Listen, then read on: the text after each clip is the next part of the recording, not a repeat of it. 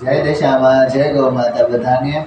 આજે જો અમારા વ્રતનો બીજો દિવસ ચાલુ થઈ ગયો છે, તો હાલો આપણે દશામાના વ્રતની પૂજા કરી લઈએ. સૌપ્રથમ આપણે બાજોઠે કંકુનો ચાંદલો કરશું, ચોખા ચડાવશું અને ફૂલ ચડાવશું, અબીર ગુલાલ કંકુ ચડાવશું.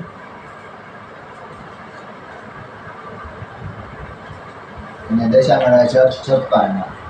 પછી આપણે સૌપ્રથમ ગણપતિ દાદાને અને રીતિ સિદ્ધિ માતાને ચાંદલો કરવાનો અને તેમને પણ ચોખા ચડાવી દેવાના. પછી અબીર ગુલાલ કંકુ ચોખા બધું ચડાવવાનું અને પગે લાગવાનું.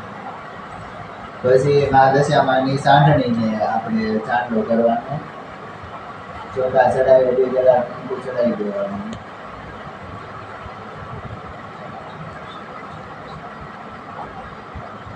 પછી દશામાને